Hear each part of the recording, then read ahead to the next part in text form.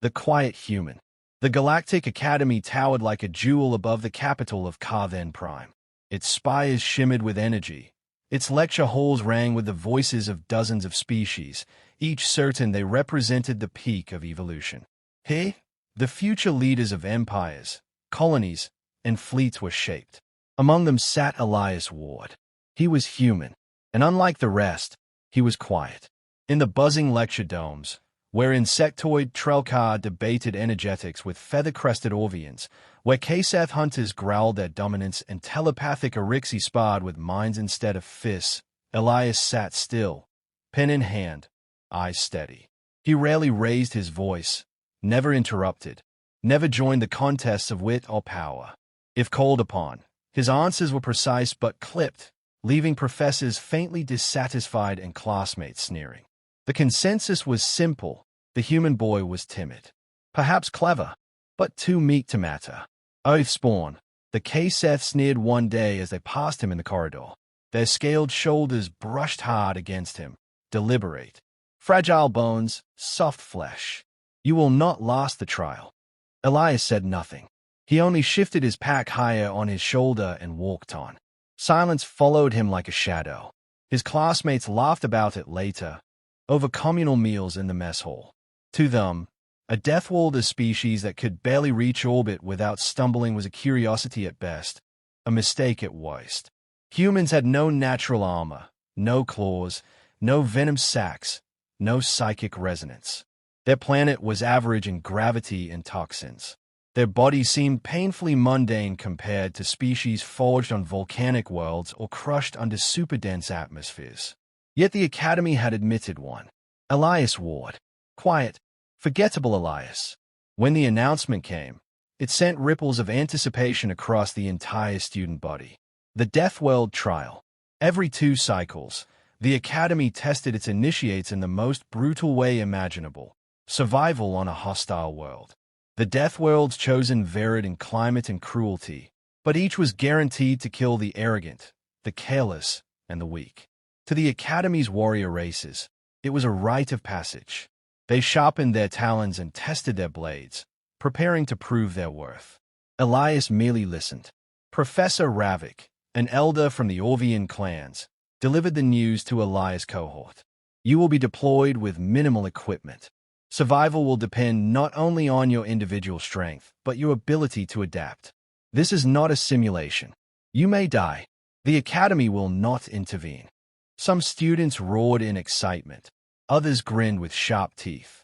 The Kaseth beside Elias leaned in and hissed, "You will be the first corpse." Still, Elias said nothing. His brown eyes watched the holographic projection of the trial world, a jungle of titanic trees, storms flickering across its horizon, rivers coiling like predators. He studied the terrain, committing every detail to memory. That night, while his peers sparred and boasted in the training hall, Elias sat alone at his desk. He wrote, not letters, not farewells, notes, lists, sketches of tools he might improvise, plants that resembled poisonous earth flora, strategies for fire starting without tech. His silence was not cowardice. It was preparation. But no one saw that. Instead, in the dormitories, whispers circulated. The human won't last a day. They'll have to pull his body out before the first storm. Perhaps he won't even make planetfall before panicking. Elias heard the rumors. He carried them as quietly as he carried his satchel. Words never wounded him the way they hoped. He knew better. Humans were forged on a world of extremes.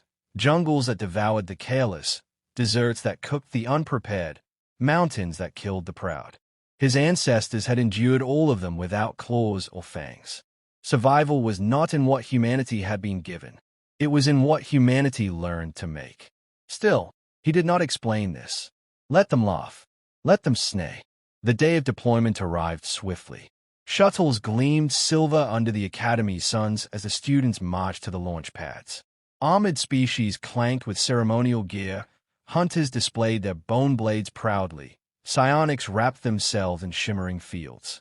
Elias wore only the standard-issue uniform and carried the meager survival kit given to all. The laughter followed him even as he boarded. The quiet one. He won't make it through the first night. He settled into his seat, strapping in as the shuttle bay doors closed. For the first time, he allowed himself a faint smile. Because silence was not weakness. Silence was when humans prepared. And the Deathworld Trial was about to begin. Into the Deathworld. The shuttle bucked as it tore through the alien atmosphere. Lightning forked across bruised skies, illuminating walls of black-green jungle below. A river the size of an ocean vein cut through the land, swollen and violent. The Deathworld was alive, and it was waiting. The Academy issued a single rule as the shuttles descended. Survive 2 weeks. No rescue until the deadline. No mercy if you faltered. The craft slammed down in a clearing, its doors hissing open. The humid air rolled inside, thick with the smell of rot and ozone.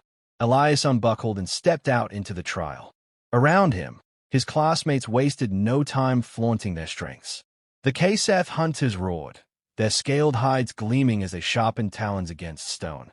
The insectoid Trelcar swarmed upward, unfolding wings to scout the canopy. The Erixi psionics linked minds, forming a protective sphere as they whispered strategies to one another. Elias simply adjusted the strap of his kit and moved to the edge of the clearing. He took in the trees, massive pillars wrapped in strangler vines, their roots knotted like traps. The air vibrated with unseen predators. A shriek echoed in the distance, followed by a crash of branches. "Ward," a voice barked. One of the Orvian-crested warriors sneered at him. "Try not to die before we return. We need something to laugh about at the Academy." Laughter rippled. Elias gave no reply. His silence was already their favorite joke. The group scattered quickly. Some moved in packs, convinced of their superiority. Others stalked alone, seeking glory. Elias remained still until the clearing emptied. Only then did he slip into the shadows of the trees. The jungle swallowed him. Within an hour, the world revealed its teeth. A creature the size of a shuttle burst through the undergrowth. A predator with 4 legs like pistons and a maw of interlocking tusks. The Orvian warrior who mocked Elias earlier tried to stand his ground, striking with his electrified glaive. The beast snapped him up in seconds. Screams echoed, then silence. The jungle closed over the scene as if it had never happened. Elias, crouched high in the branches above, had already seen the danger coming. He waited, breath measured, watching the predator's feeding habits. His classmates had strength and weapons. He had patience. When the creature lumbered off, Elias descended. He found the Orvian's broken glaive, salvaged its power core, and sketched ideas in his notebook. Already, he was building the foundation for tools. That night, storms rolled over the canopy. Students huddled in groups, their shelters flimsy against the downpour. Elias built a lean-to of broad leaves, angled against the wind. He dug a small drainage trench, lined the floor with bark, and used friction to coax sparks from dry fibers sheltered in his satchel. A small fire crackled, orange and defiant in the wet gloom. He roasted insects skewed on sharpened sticks, ignoring their bitter stench. Energy was energy. By dawn, he was still alive, more than he could say for some. On the second day, he followed the river downstream. He moved quietly, leaving little trace, watching how the native predators stalked and ambushed. When he found a pool choked with fish, he built a trap of woven reeds and stones. By evening, he had food enough to last days. Other students were less fortunate. The Trelcar swarm lost half their number to a night ambush by flying serpents. The Kaseth, too bold, fought a swamp beast head-on and limped away wounded. Rumors began spreading across the survivors' camps. The human still lives. He made fire. He eats well. Curiosity mingled with disbelief. How could a species without claws, without venom, without psychic gifts survive where warriors struggled? On the third day, 2 desperate Erixi approached Elias. Their psionic glow had dimmed. Hunger gnawed at them. "Share your food," they demanded. Elias regarded them quietly.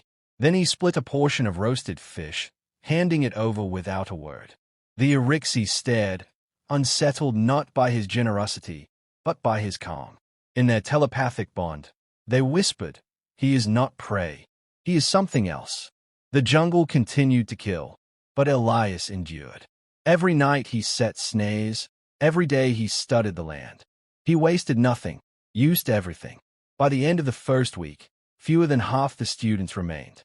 And of those, many whispered in uneasy tones about the quiet human who had outlasted storms, predators, and hunger. Elias sat by his fire that night, sharpening a spear of bone tipped with the salvaged Orvian core. Sparks glowed faintly at its edge. The Deathworld had not broken him. It had woken him, predator among predators. By the 8th day, the Deathworld had claimed most of its tribute. Storms ripped through the canopy, beasts prowled the undergrowth, and rivers swallowed the careless.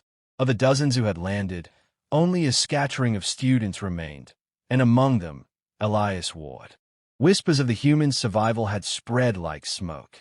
Even those who had mocked him at the academy now muttered his name in uneasy tones. He makes fire without tech. He traps beasts instead of fighting them. He does not tire. What unsettled the most was that Elias did not boast, did not threaten, did not seek recognition. He simply endured, and others began to follow. The first was a young Trelkar scout with one wing torn, unable to hunt alone. Elias tended the wound with poulticed leaves, bound it with strips of bark. The insectoid had clicked in suspicion at first but remained, watching silently as Elias built snares and smoked meat. Then came 2 Orvian crests, their glaives broken and bellies empty. Elias gave them food, but in return demanded labor, collecting stones, gathering vines, helping construct stronger shelters. They obeyed, half grateful, half intimidated. By the 10th day, a small band had formed around him, ragged but alive. Elias never declared himself their leader, but they moved when he moved, ate when he ate, and listened when he spoke. His authority was not in words, it was in results. Still, not all welcomed this shift. Karesh, a Kaseth hunter, had lost 2 of his pack to the swamp beasts.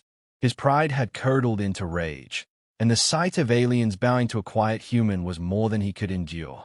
He confronted Elias at dusk, when the fire crackled low and the others settled for the night. "You?" Karesh growled, scales catching the glow. His claws flexed, sparks dancing off their edges. "You sit among my prey as if you are alpha. You are nothing but soft flesh hiding behind tricks." Elias looked up from sharpening his spear. He did not rise, did not flinch. His voice was calm. "Go back to your camp, Karesh. The jungle takes enough lives without us feeding it more." The restraint only enraged the Kaseth further. With a roar, he lunged. But Elias had expected it. The pit trap, carefully concealed with leaves near the fire's edge, collapsed under Karesh's weight. The hunter crashed into sharpened stakes below, howling in pain as his scales split. He thrashed, but the more he struggled, the deeper the stakes dug. Gasps rose from the watching students. They had seen strength before, seen dominance battles countless times. But this was different. Elias had not fought with brute force. He had anticipated, prepared, and struck with precision. Elias stood now, stepping to the pit's edge.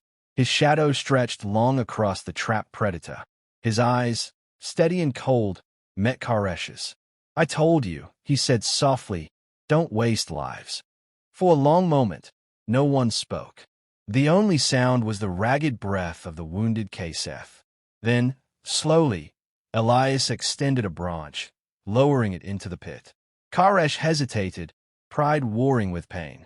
At last, he seized the branch. Elias and the others hauled him out. His wounds were bound, his fury muted into silence. From that night on, Karesh did not challenge him again. The camp changed. The aliens no longer looked at Elias as fragile. They looked at him as dangerous in a way that unsettled them, because his strength came not from claws or venom, but from patience, cunning, and resolve. He taught them to weave nets, to set deadfall traps, to find safe water by following animal tracks. He did not waste words. When he spoke, it was only what mattered. And each time he guided them through the Deathworld trials, their respect deepened. But respect was only half the truth. The other half was fear. By the 11th night, the whispers had changed. The human does not sleep long. He listens to the jungle even in silence. He bleeds, but he does not stop. He is more like this world than we are. As the storms raged above and predators stalked beyond the firelight, Elias sat sharpening his spear, eyes reflecting the flames. He was no longer the quiet one in class. He was the predator among predators. The trial's end. By the 12th day, the Deathworld itself seemed to rise against the survivors. Storms ripped trees from their roots, rivers burst their banks, and predators prowled closer each night. Fewer than a dozen students still drew breath, most clustered around Elias Ward. The Academy overseers had expected this. Survival was not enough. The trial always ended with a crucible. And so, on the morning of the 13th day, they released it. The ground trembled as the creature emerged. It was a beast engineered from the most violent ecosystems of the galaxy. Towering like a fortress, armored in jagged plates, its 6 eyes burning with predatory malice. Each step cracked the soil. Each roar sent flocks of shrieking birds into the air. It was not simply an apex predator. It was a test designed to kill every student who remained. Panic rippled through the group. The Trelkar scout hissed in terror. The Orvians clutched their broken glaives.